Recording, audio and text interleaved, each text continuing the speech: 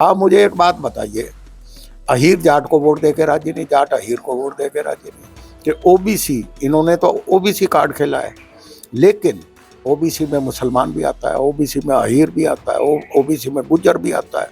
कितने गुज्जर वोट मिल जाएंगे इसको, सैनी साहब को।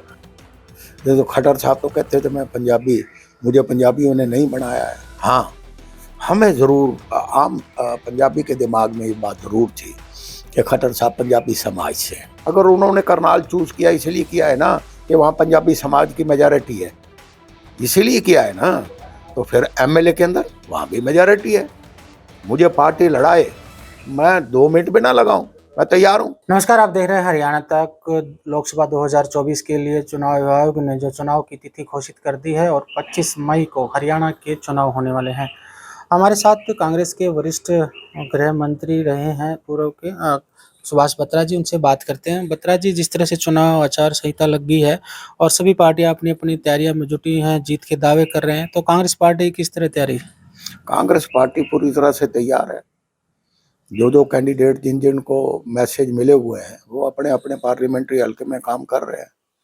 इसी तरह से जैसे बीजेपी ने 6 कैंडिडेट घोषित किए हैं, बीजेपी ने आज भी 4 कैंडिडेट अनाउंस नहीं कर पाए हैं। तो हमारी तो मैं समझता हूँ कि कांग्रेस पार्टी तो रणनीति के तहत पहले देखना चाहती थी कि बीजेपी अपने कैंडिडेट अनाउंस करे, क्योंकि वो सत्ताधारी पार्टी है, और फिर मापड़ा अपने कैंडिडेट उसके हिसाब से भेजें। तो 18 तारीख को वर्किंग कमेटी की मीटिंग है, उसके बाद मैं समझता हूँ कि संभव है कि आधे से ज़्यादा सीटों का अनाउंसमेंट हो जाएगा। लेकिन जो बीजेपी है ये कह रही है कि सिर्फ रोहतक सीट कांग्रेस के जो दीपेंद्र हुड्डा लड़ने के लिए तैयार हैं, लेकिन बाकी जो 8-9 सीटें बचती हैं तो उस पे तो एक भी उम्मीदवार नहीं, उनको तो हार का खतरा है। देखिए, ऐसी बात नहीं है। शैलजा देवी एक बड़ी सीनियर मोस्ट 15 साल यूनियन मिनिस्टर रही है। उसको चाहे सरसा से लड़वा दो, चाहे अम्बाला से लड़ा दो, वो विजयी होगी, जीतेगी। इसी तरह से श्रुति चौधरी भिवानी से है, एमपी रही हैं, वो पूरी तैयारी कर रही हैं, लगी हुई हैं, जोर शोर से लगी हुई हैं। अब चौधरी बरिंदर सिंह आए हैं बीजेपी से कांग्रेस में वापस, सीनियर कांग्रेस के लीडर रहे हैं। उनका बेटा जो है ब्रजेंद्र सिंह, वो सिटिंग मेंबर पार्लियामेंट है। वो आपने कल के इंटरव्यू में देखा होगा, वो हिसार घूमने लग रहे हैं। तो ऐसी बात नहीं है, सभी हमारे कैंडिडेट भी लगे हुए हैं, क्योंकि हम रोहतक में हैं। तो हमें नजर आता है कि दीपेंद्र हुड्डा, क्योंकि दीपेंद्र हुड्डा की टिकट जो है उसमें कोई जोखिम नहीं है। वो सीनियर लीडर हैं, 3 बार के मेंबर पार्लियामेंट है, वो लगे हुए हैं। तो बाकी सीटें आप 18 तारीख के बाद तो वर्किंग कमेटी में मेरा ख्याल है कि मेजॉरिटी टिकट अनाउंस कर दी जाएंगे। लेकिन आप लोगों का तो संगठन भी नहीं बना है, ये भी तो सवाल उठ रहा है ना। संगठन नहीं है, गुटबाजी है, सिर्फ एक नाम है जो इसके पीछे कांग्रेस लगी हुई है। संगठन के बगैर जितने बाई इलेक्शन हुए हैं उन सब का रिकॉर्ड कटवा लो, कितने हमने जीते हैं, कितने उन्होंने जीते हैं, देख लीजिए। सरकार के होते हुए बगैर संगठन के आज हवा किसके फेवर में है? आज आज हर आदमी लॉ एंड ऑर्डर से दुखी है, महंगाई से परेशान है, बेरोजगारी से परेशान है। कोई नया यूनिट इस हरियाणा के अंदर लाने को तैयार नहीं है। आज आज हर फ्रंट पे माँ सिवाय धर्म और जाति के और कोई समीकरण के अलावा बीजेपी के पास कोई एजेंडा, कोई इशू ही नहीं है। तो इसलिए मैं समझता हूँ जब हवा एक पक्ष में चल जाए तो फिर उसके हिसाब से वोटिंग होती है, संगठन भी बनेगा। हाँ ना, जरा आहिस्ता आहिस्ता देखिए होता है क्या जी। लेकिन जिस तरह से गुटबाजी बात कर रहे हैं तो 2024 का चुनाव है और फिर विधानसभा का भी आने वाला है, लेकिन 2019 से लेकर 9.5-10 साल हो गए, संगठन ही बना है। और बात करें तो अभी जो बीजेपी ये कह रही है कि हम 10 की 10 लोकसभा सीटें जीतेंगे और विधानसभा में भी सरकार बनाएगी। बीजेपी का ये जो मामला है, जातिगत समीकरण के हिसाब से ये इस बार बुरी तरह से फ्लॉप होगा। लोग जातीय समीकरण को नहीं मानते हैं। आप मुझे एक बात बताइए, अहीर जाट को वोट देके राजी नहीं, जाट अहीर को वोट देके राजी नहीं। सैनी सैनी सैनी समाज का उन्होंने बनाया, प्रधान बनाया है। मैं नहीं समझता कि ओबीसी, इन्होंने तो ओबीसी कार्ड खेला है, लेकिन ओबीसी में मुसलमान भी आता है, ओबीसी में अहीर भी आता है, ओबीसी में गुज्जर भी आता है। कितने गुज्जर वोट मिल जाएंगे इसको, सैनी साहब को, ये आने वाला समय बताएगा। जहां तक मैं समझता हूं, आम नागरिक की मानसिकता इस जातीय समीकरण से उठ के ये तो रिजल्ट बताएगा। बस आप देखो होता है क्या, देखिए।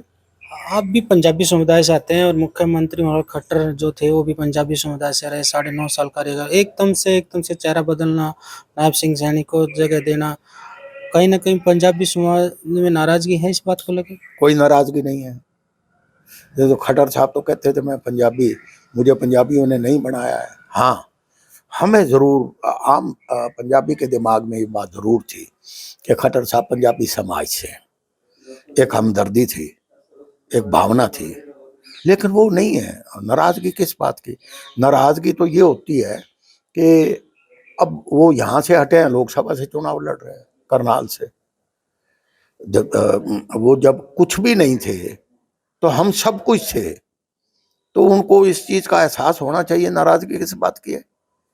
क्यों समाज, क्यों किस बात है? समाज को तो वो कहते थे कि नहीं, मैं एक समाज से नहीं बनाऊं, मैं तो सभी समाज के लोगों से बनाऊं। तो इसलिए नाराजगी नहीं है, उदासी है।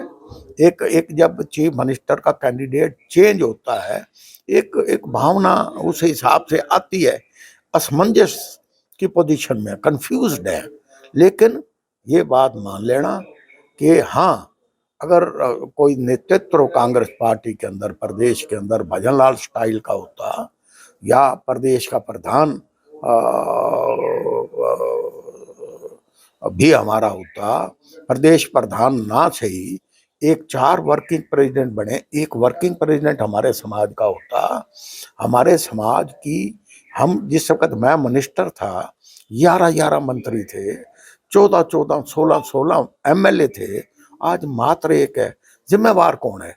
इसलिए मैं ज्यादा डिटेल में नहीं जाना चाहता, और मैं ये कहना चाहता हूं, जब मुकाबले में एक एक एक नजर आए कि यहाँ ये स्थान हमारा है, ये जगह हमारी है, तभी तो पाला बदले जाते हैं। तो इसलिए अभी सिचुएशन बड़ी फ्लूइड है, बड़ी कंफ्यूजन में है।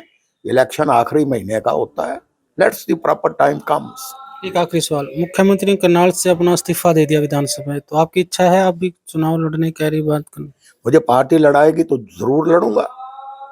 आज आज आज आज इसको नायब सैनी जी को करनाल विधानसभा सीट पे ये सोच के लड़ाया जा रहा है कि उसका मनोहर लाल खट्टर जी को लाभ हो। आज वहां भी 30-40 हजार वोट सैनियों के हैं। उसका एक नायब सैनी चीफ मिनिस्टर है, सारा पैराफर्नेलिया उनके साथ है, सारा ब्यूरोक्रेटिक सिस्टम उनके साथ है। उसका लाभ लेने के लिए इकट्ठे चुनाव करवाए हैं। लेकिन कोई सशक्त कैंडिडेट अगर सामने का आ जाएगा, अगर उन्होंने करनाल चूज किया इसलिए किया है ना कि वहां पंजाबी समाज की मेजॉरिटी है, इसीलिए किया है ना, तो फिर एमएलए के अंदर वहां भी मेजॉरिटी है। मुझे पार्टी लड़ाए, मैं 2 मिनट भी ना लगाऊं, मैं तैयार हूं, चुनाव लड़ूंगा, लेकिन पार्टी लड़ाएगी तो ना। ये थी सुभाष बत्रा जी, जिनका कहना था जिस तरह से पार्टी में गुटबाजी है, और साथ में उन्होंने इच्छा जाहिर किया कि अगर पार्टी उनको मौका दे तो करनाल से वो चुनाव लड़ेंगे। हरियाणा तक के लिए रोहतक से मैं सुरेंद्र सिंह।